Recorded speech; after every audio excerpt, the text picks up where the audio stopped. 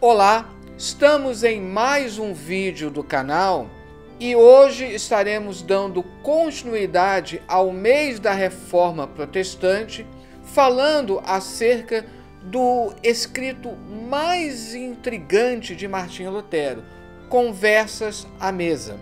Inclusive, um grande estudioso chamado Eric Grith, ele escreveu um livro com base nesses escritos de Lutero, chamado A Espirituosidade de Lutero, e mostra como tem passagens hilárias.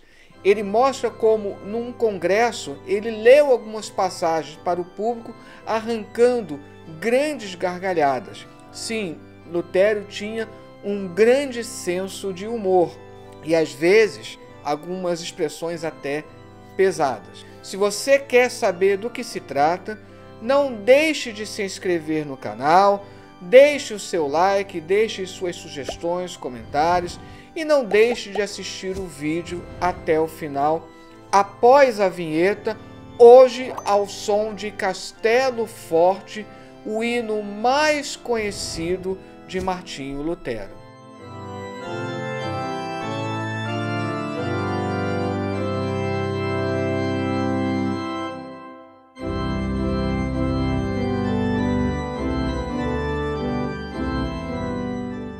O conceito conversas à mesa, no alemão Tischreden, referindo-se aos diálogos em torno da mesa de Lutero, foi empregado pela primeira vez por João Aurifaber. Sua coletânea de ditos e diálogos à mesa de Lutero, impressa em 1566, foi intitulada Colóquios ou Conversas à Mesa do Doutor Martim Lutero. A origem do diálogo erudito em torno da mesa de refeição está lá na antiguidade. Esse gênero de cultivo do diálogo pode muito bem ser captado no banquete dos eruditos do gramático grego Ateneu. O tema central girava em torno de questões científicas, filosóficas e religiosas. Então, na antiguidade, não era incomum, mas entre os reformadores, só temos uma coletânea de conversas à mesa justamente de Lutero. Nós a recebemos em partes por meio de anotações feitas à mesa de Lutero. No entanto, as conversas são condicionadas pelo tempo e o lugar em que surgiram, distinguindo-se em termos de conteúdo e estrutura de seus modelos antigos por seu formato científico e teológico, situando-se na tradição de coletâneas de exemplos. É bem interessante porque percebemos como Lutero gostava de conversar acerca de teologia. Em sua maioria, as conversas nos são transmitidas em latim ou numa linguagem mista de alemão e latim. A isso somam palavras isoladas ou trechos de frases em grego. É a marca registrada dos letrados. Para a época era comum, porque o latim era a língua dos eruditos. Então não era incomum você misturar em meio à conversa na sua língua natal com expressões do latim. Portanto, a linguagem mista, como é retratada nos manuscritos, é autêntica, ressalvando o polimento textual feito por anotadores e revisores. Temos as conversas à mesa, mas, entretanto, é um registro de segunda mão e, às vezes, depois há uma outra revisão, um polimento. Mesmo assim, a maioria dos estudiosos concorda que nós temos um vislumbre de como era Lutero no seu dia a dia à mesa. A edição padrão acadêmica crítica é a de Weimar, publicada entre 1912 e 1921 em 6 volumes. Em 1983 foi publicado o volume 59 da seção Obras, contendo numerosos complementos a muitas partes dos volumes já publicados. Praticamente inexiste uma pesquisa mais recente ou atual sobre essa importante obra. Até porque aqui a edição de Weimar, que funciona como uma espécie de original, muita coisa não foi traduzida nem em inglês ainda. Uma boa edição resumida em inglês foi publicada pela editora Fortress Press em 1967, em comemoração, na ocasião, aos 450 anos da Reforma, como Luther's Works, as obras de Lutero, volume 54, que é indicada por essa sigla aqui. Essa aqui é um bom resumo em inglês. Embora uma seleção, esta é criteriosamente feita em volume único a partir dos 6 volumes da edição de Weimar. Contém 1/4 das conversas numeradas de 1 a 656 lá no volume 1. Essas conversas são todas numeradas para facilitar e registradas por Veit Dietrich nos anos de 1531 até 1533. As poucas numeradas de 657 a 684, também no volume 1, e registradas por George Herder nos anos de 1531 a 1535. 1/7 das numeradas de 1232 a 1889, no volume 2, por Don Schlangenhaufen nos anos de 1531 a 1532. Algumas numeradas de 1950 a 3416, lá no volume 2 e 3, por Conrad Cordatus, nos anos de 1532 a 1533.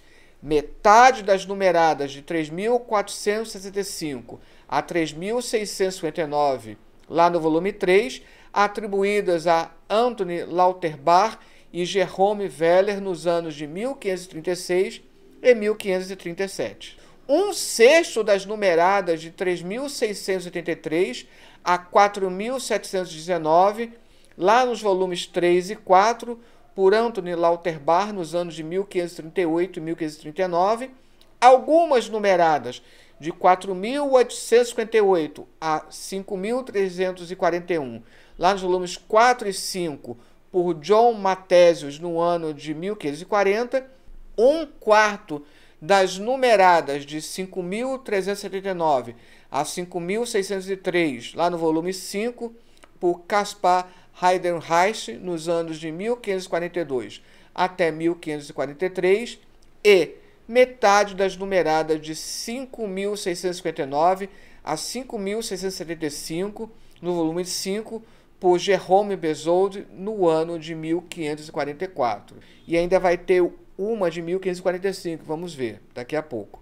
Ao todo são nada mais, nada menos do que 6.596 verbetes, e está entre suas obras mais conhecidas, pois seus alunos, após sua morte, compilaram, classificaram e produziram um volume prático adornado com uma xilografura de Lutero à mesa com sua família, como essa imagem que eu coloquei aqui no início. Então vejam, você tem uma grande coleção de conversas à mesa de Lutero, mas apenas uma pequena parte disponível em inglês. Por isso, Hans Martin Barth declara não se surpreender que, ao longo de anos, uma boa parte desta conversa de mesa tenha sido escrita e finalmente publicada. Transmite um retrato vívido do reformador, que foi menos discreto a pesar suas palavras em casa do que nas suas aparições públicas. Dizem alguns que algumas citações, até no alemão misturado com o latim, tem até alguns palavrões, mas que não saíram na edição em inglês. As conversas à mesa abundavam em piadas machistas, que faziam parte da socialidade à mesa, em que predominava a presença masculina, ainda que Catarina estivesse por ali, talvez escutando tudo. Eram homens que, afinal, tinham sido socializados na cultura exclusivamente masculina da escola, do mosteiro e da universidade. Então, tem sim algumas declarações que deixariam muitas mulheres hoje até apavoradas. Não obstante, em suas conversas à mesa, Lutero ilustrou a relação entre Deus e a humanidade por sua própria experiência como pai. Como pai ou a mãe que ama seus filhos apesar de suas impurezas, Deus é gracioso para com o pecador. Isso demonstra muito bem a natureza paradoxal de Lutero. Você tem algumas declarações polêmicas e, do outro lado, você tem declarações estritamente e amplamente espirituais. Seja como for, reflete o projeto de Lutero de ensinar a seu círculo íntimo lições pastorais baseadas em insights teológicos com o objetivo de renovação espiritual. Por isso, o primeiro editor, Aurifaber, em 1566, descreveu seu valor como migalhas caídas da mesa de Lutero para saciar a fome espiritual e a sede das almas dos homens e receber deles todo tipo de instrução e consolação. Depois comprovou-se que Aurifaber fez uma coletânea, procurou colocar aquelas frases mais espiritualizadas, digamos assim. Mas na edição de Weimar, coletaram todas e algumas são polêmicas. E algumas até muito engraçadas. Mas Aurifaber intencionalmente apresentou Lutero como um sábio que dispensava a sabedoria da intimidade de um lar proto-protestante idealizado. Isso resultou em decisões editoriais de Aurifaber e outros que enfatizavam o valor moral presumido sobre a precisão histórica, conforme ficou evidenciado pela edição de Weimar. Então, a primeira edição ela era reduzida porque cortou todas as conversas que eram mais polêmicas, digamos assim. Na edição de Weimar, nós temos absolutamente tudo que conseguiu ser levantado. Uma edição resumida em português foi publicada pela editora Monergismo em 2017, em comemoração aos 500 anos da Reforma, com o título Conversas à Mesa de Lutero. Então, é o que nós temos em português. Aqui nós temos uma edição resumida.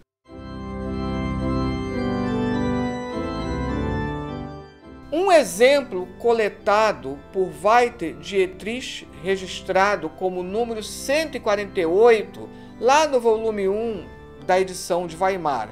A Epístola aos Gálatas é a minha querida epístola. Depositei minha confiança nele. É a minha Cat Vambora. É um momento até bem romântico de Lutero. Aqui nós temos as seguintes informações. Como ele era apaixonado por sua esposa e como a Epístola aos Gálatas era a epístola preferida dele. Alguns pensam que é Romanos, embora ele tenha feito um extenso comentário de Romanos, e apesar de, a partir de Romanos, você ter aquele que ficou conhecido como o grande motor da reforma, o justo viverá pela sua fé, Gálatas é que era a epístola preferida de Lutero.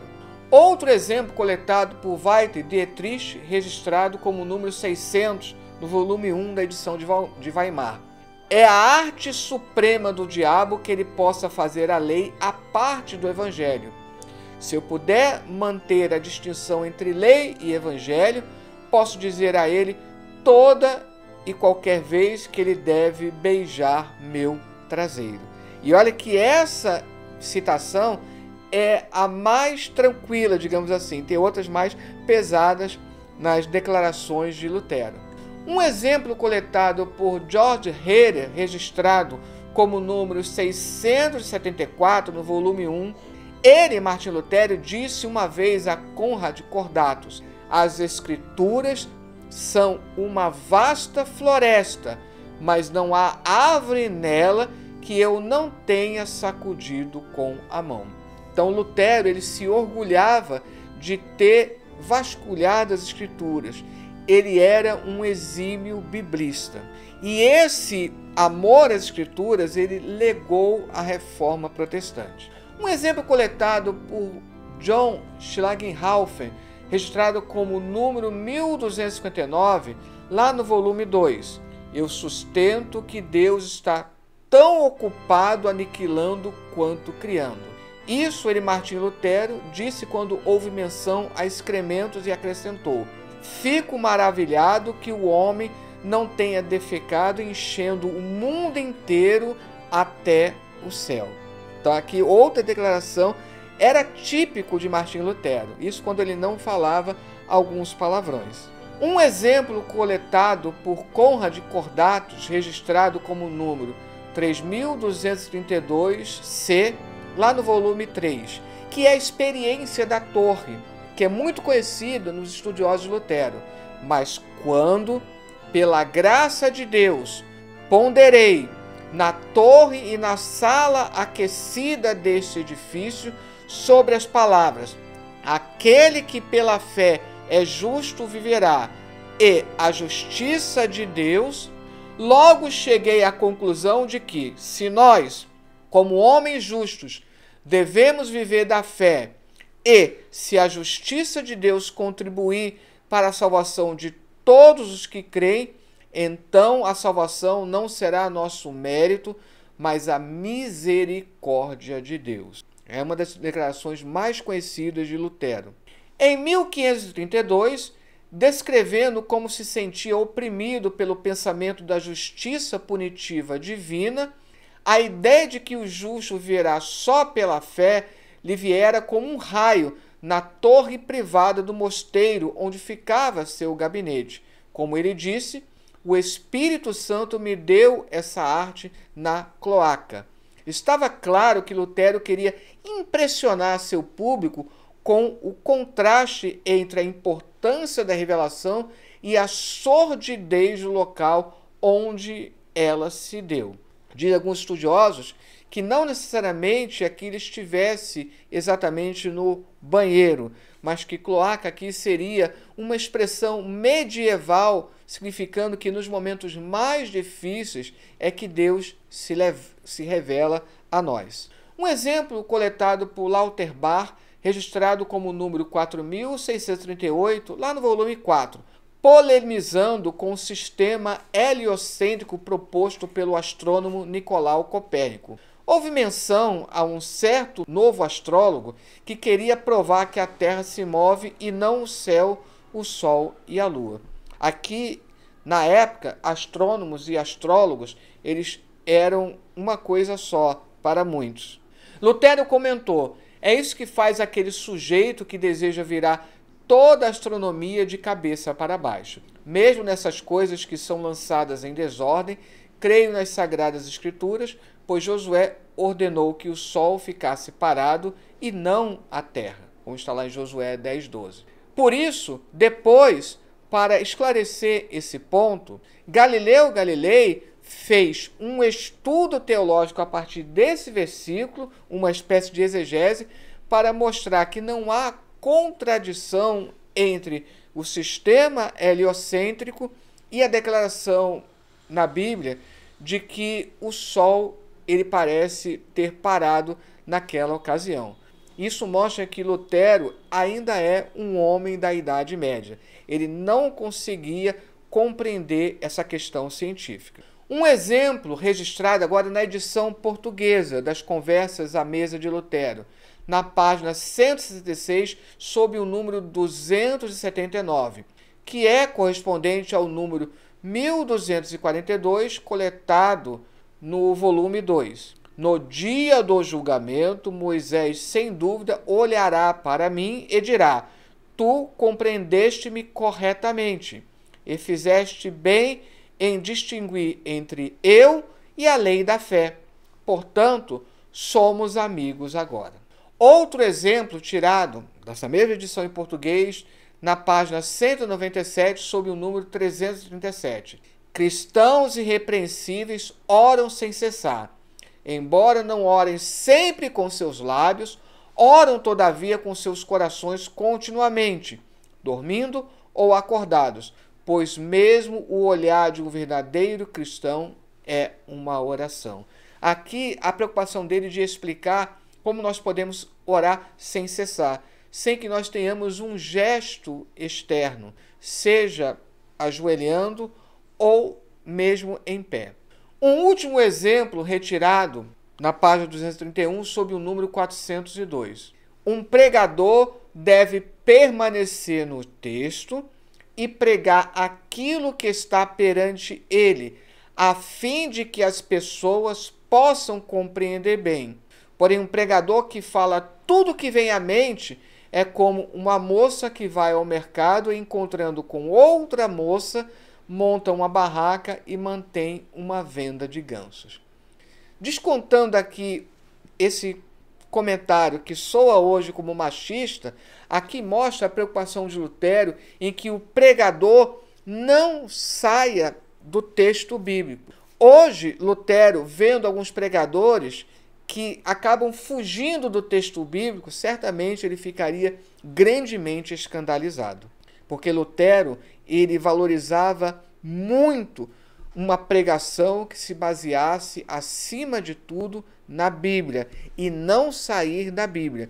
Fazer, sim, uma aplicação ao nosso dia, mas não sair do texto bíblico. Agora, uma outra citação das conversas à mesa, que ficaram de fora da versão em português, mas que você encontra na versão inglesa, são as últimas palavras de Lutero, encontradas sobre uma mesa após sua morte e que estão registradas sob o número 5677, lá no volume 5, e que aparece lá na versão inglesa, no volume 54, na página 476, em inglês.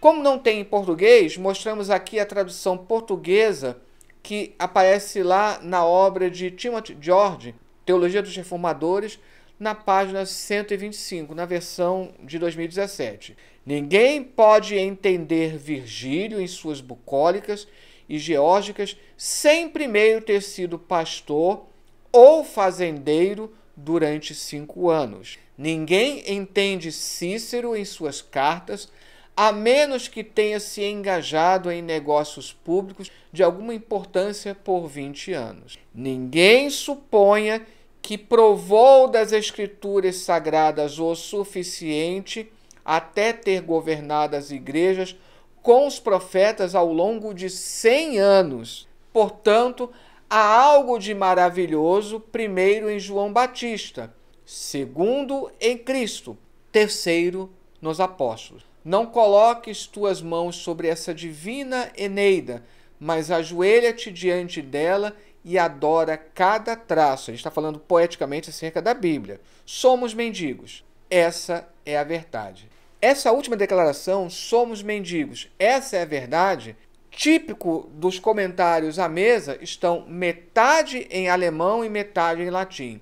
Wir sein Bettler, hoc est verum. Somos mendigos, essa é a verdade. O que Lutero queria exatamente dizer com isso? Todo o enfoque de Lutero sobre a vida cristã está resumido nestas últimas palavras. A postura do ser humano vis-à-vis Deus é de total receptividade. Não temos pernas próprias para nos firmar. Nenhum terreno da alma místico pode servir de base para nossa união com o divino. Não podemos conseguir mérito algum que nos garanta uma permanência diante de Deus. Por isso somos mendigos, carentes, vulneráveis, totalmente privados de recursos com os quais pudéssemos nos salvar. Então, apesar das declarações polêmicas de Lutero, é essa paixão pela Bíblia que mais chama a atenção nos escritos de Lutero. Para Lutero, as boas novas do Evangelho eram que, em Jesus Cristo, Deus tornou-se um mendigo também. Isso, obviamente, simbolicamente. Deus identificou-se conosco em nossa carência. Como o bom samaritano que se expôs aos perigos da estrada para cuidar do homem que estava morrendo na vala, Deus veio até onde estávamos.